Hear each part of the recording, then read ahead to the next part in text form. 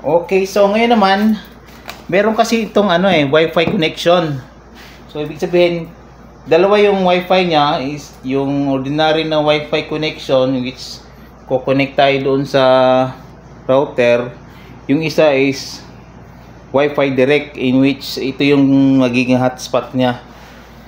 So ang disadvantage naman kung doon tayo ko-connect, kumbaga yun yung third party, from halimbawa mula dito sa cellphone papunta doon, tapos dito dadaan pa ng router. Ngayon yung Wi-Fi direct naman from cellphone to dito na. So i-activate lang natin yung Wi-Fi direct nito para masubukan natin yung Wi-Fi printing. Ayan, general, punta tayo sa down arrow lang, network. Yan, network, then okay, wired LAN. Ito yung yung Ethernet. Ito yung back tayo. Ito yung wired LAN, ito yung Ethernet na wired. Ito naman yung wireless LAN. Wi-Fi direct tayo. So press mo lang yung okay. Then punta tayo sa manual. Then press okay. Ayan. So para i-on siya, press mo yung up arrow. Ayan o, on, off. Up arrow tayo. Yan, connecting.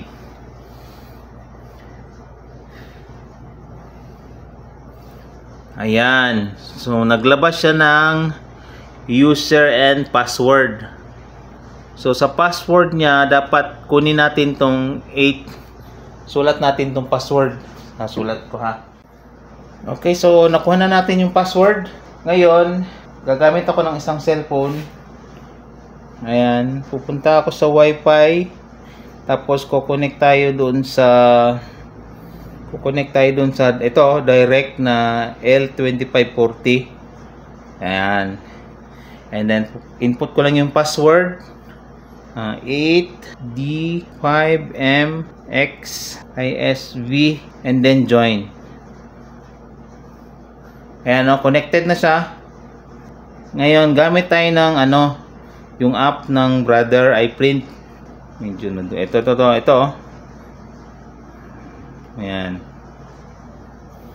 Ito yung app na gagamitin natin. Ayan. So, print tayo. Ito tayo sa print. Document.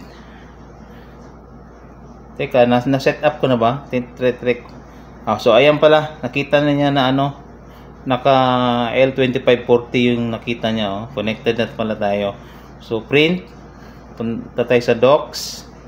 Files. Punta tayo sa dito sa download. Ayan. May mga PDF file ako eh. So, maski saan dito? Ayan, ito. So, print.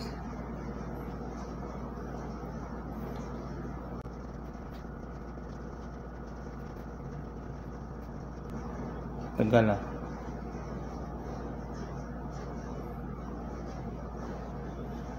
Tingnan ko ulit yung connection. Ayan, connected naman siya oh.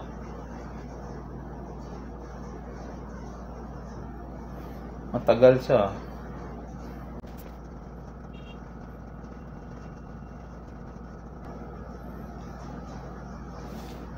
Cannot connect. Why? Punta ulit tayo sa connected siya oh. Try natin sa sa ibang app, yung Noco Print na ginagamit natin.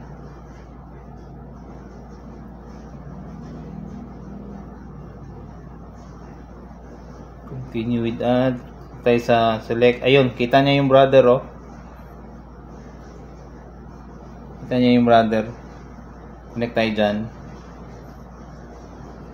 Okay.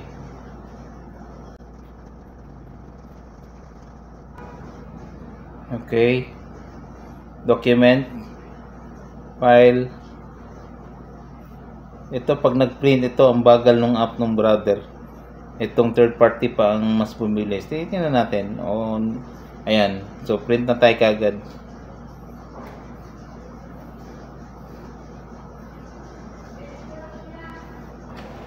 Oh.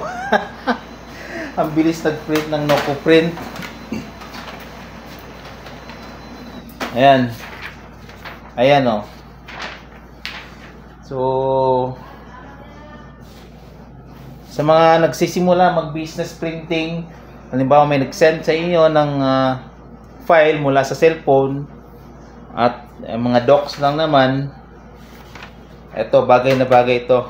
Kasi ito, ang ganda ng quality ng powder, yung toner type na mga printer.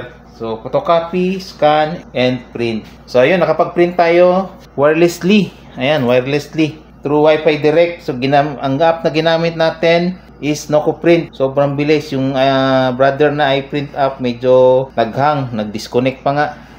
By experience, sinubukan ko mag-print din connected doon sa router, mas lalong tumatagal. Sa mga may tanong regarding dito, please leave a comment na lang po.